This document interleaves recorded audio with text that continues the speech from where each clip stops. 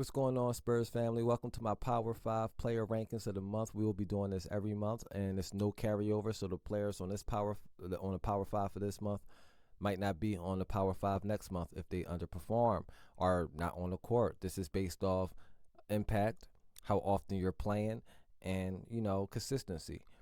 So at number 5, I have Doug McDermott. A reason why he's on my list, he understands spacing. He's the impact. You got to know where he's at on the floor at all times. But back to spacing, our team has terrible spacing offensively. We all muddled together, but Doug McDermott always, I never seen him around a group of players on the same team. Our offense, we just right next to each other all the time. And if you see other teams or watch other teams against us, they get a lot of open shots because because we've been playing contender teams that's contending, and teams that contending is understanding. They understand floor spacing. They got excellent floor spacing. They're not really right next to each other all the time. And with Doug McDermott he's a player that understands that. I never seen him around or in close proximity of a muddled crowd on our offensive end. He's always looking for the open space on the floor, and he cuts to it, run to it, and get to open spots. And defense got to be wary of that. He's been shooting the ball 50% from the three-point line thus far. He's 49% from the field. He doesn't turn the ball over really because he kind of go off screens a lot, so he's not really ball handling much. But he's been an impact every time he steps on the floor.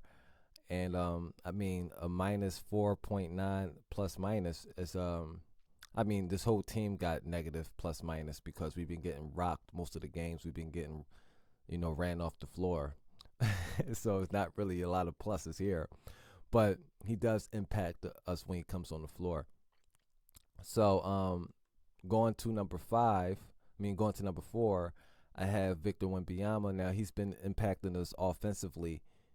Well, he's been impacting us defensively, but offensively he's not been performing well, and it's not to his fault because every game he can get 5 or 6 baskets easy under the basket, but our guards just don't throw him the ball.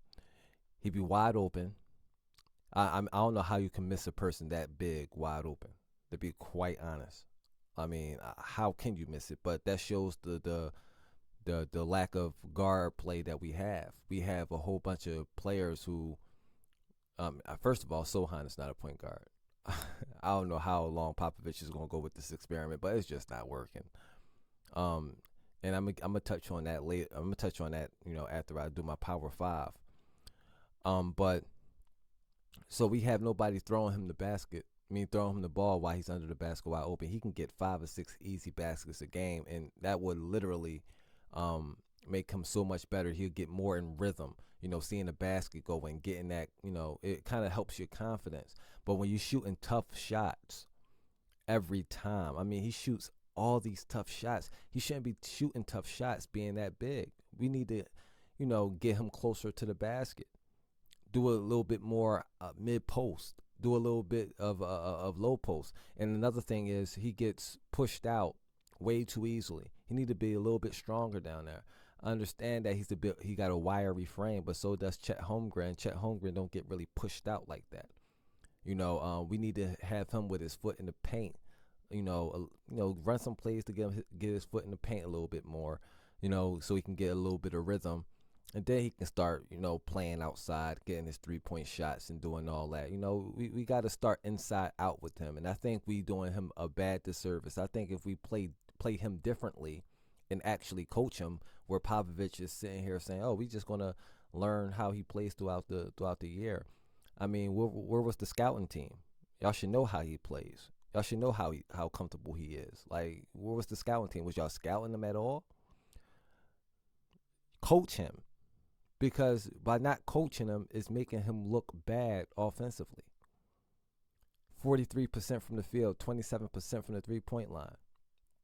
He's shooting worse than he did last year. From the three-point line, anyway. But defensively, I'm okay with it. But the turnovers, you getting 3 turnovers a game. 3 turnovers a game. And to me, to be honest, I don't think it's his fault. I really don't think it's his fault. I think he's not being coached. He's not being coached. Popovich said it himself. They just seeing, trying to get used to how you play. Like, come on, where was the scouting team? Where was the scouting team? Coach him, give him better position, put him in a better position to score, put him in a better position to show his talents. Because he be open, don't get the ball. He's forced to shoot contested shots. It's he's averaging 5 3-point attempts a game. 5, which is not bad. That's the new NBA. But how many of those shots is contested? No ball movement, off the rebound, pushing the ball up and just shooting a 3. We have to get him better looks. So yes, he's number 5 on my power rankings, but I don't blame him for his offensive woes. I blame the coaching. I blame the players who's not picking their head up and passing it to him when he's wide open under the basket. That helps get a player in rhythm, getting a couple dunks here and there, and then he start to get in that rhythm. He start to get in that zone. We need to do better. So at number 3, I have Keldon Johnson. Now, to be quite honest, I was thinking about putting Victor at number 3 because I was like, man, it's not his fault. But Keldon Johnson has just been performing a little bit better offensively and having a little bit better impact offensively. And that really was the thing that made me put him over. He's 45% from the field and 34% from the 3-point line. Getting in 6 rebounds, 4 assists. So I have no problems with Keldon Johnson. I still think he should be the 6th man. I think he should be on the bench. I think Trey Jones should take back his starting point guard role. And I think Jeremy Sohan should move back to that 4 position. And Victor go to that 5 position. And I guarantee our spacing will be a lot better. Because Victor is going to go probably spend his time out there on the perimeter. That paint going to be wide open. It's going to make the pick and rolls better. We're going to have a better ball handler, an actual point guard on the floor. But I can't. It's nothing I can do about it. But he's putting up 16 points, 45% from the field, 34% from the 3-point line, and when he gets going. He's, he always play with heart, play with energy. He impacts us every time he's on his game. So I got him at number 3. To be quite honest, I really, as you can tell, I really want to put Victor at number 3, but okay, Keldon Johnson. It's really no real big difference between them two and how they've been performing. It's just Keldon Johnson been more consistent offensively. So at number 2, I have Cedi Osman, probably our most consistent player this year. Now I know he only get 8 points a game, but he's been our most consistent. And just like Doug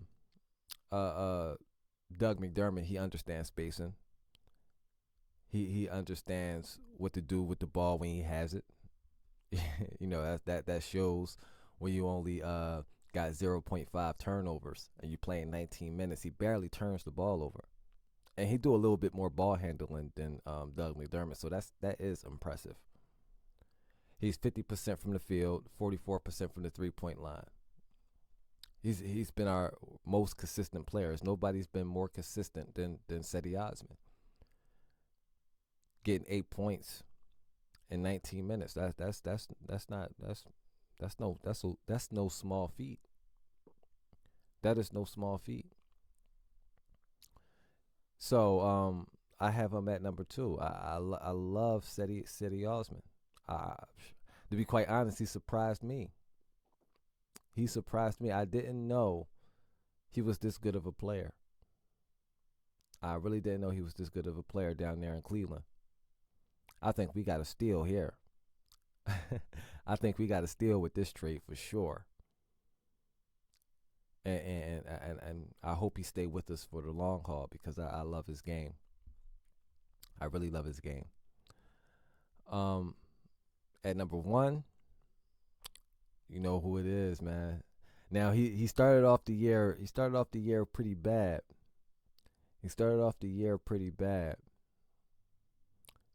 But I must say, I must say, he's been our best player.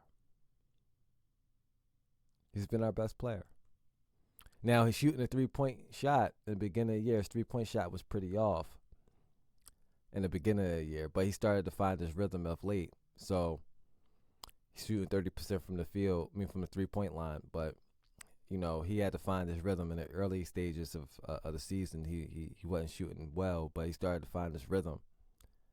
53% from the field. You know, and teams know he can put the ball in the basket. They know Collins is a bucket. So he gets double teamed a lot. He gets double teamed often. And when you get double teamed in the NBA, that means that the other team have you on their board as a target. So he's been performing. He's been doing this thing, and I didn't expect him to be balling like this, but he's balling, and put some respect on his name. I gotta put some respect on his name. I gotta do that. But yeah, so that's my Power 5 player rankings. You know, Power 5 player rankings. You got Doug McDermott, Victor Wembanyama, Keldon Johnson, Cedi Osman, and Collins. Those are the ballers. Zach Collins, man. Those are the ballers. And hopefully, to be quite honest, how Zach Collins balling, I wouldn't be surprised if he's on next month. Power 5. Probably not at number 1, but probably on next month Power 5. Now the players that wasn't, give some honorable mentions. Devin Vassell, if he would have played more games, he got hurt. He only played 10 of the 15 games, right? He only played 10 of the 15 games. You can't miss 5 games and make the list. Sorry. But, he's been doing well. 17 points. 48% from the field, 40% from the 3-point line. So he's been doing all right this year. He just got the injury bug. So I hopefully he performs, because if he performs with Victor, we got a bright future. Trey Jones, as I mentioned, I was going to mention him earlier, but he only gets, like I said, 1 turnover in 24 minutes compared to Jeremy Sohan, 2.3 turnovers, 28 minutes. So it shows you these turnovers kills us. Jeremy Sohan is no point guard. Trey Jones needs to start at the point guard position. He really does. I mean, his plus minus is -1. So that shows he has an impact. He's the reason we made that comeback against Phoenix. He's the reason we be making them late pushes, because his energy, like, he presses full court. He knows how to get the ball up the floor. The offense is, way more competitive. We are way more competitive, even on defense, when Trey Jones is in the game. Maybe he's starting Sohan because he don't trust Blake Wesley as the backup point guard. But I don't know. It just needs to stop. It needs to stop, because, to be quite honest, I don't think Blake Wesley can do a worse job than Sohan doing. So I don't know. But yeah, man, that's my Power 5 player rankings of this month. I catch y'all another time. Hope everybody enjoy their day. Peace and blessings to you and your family.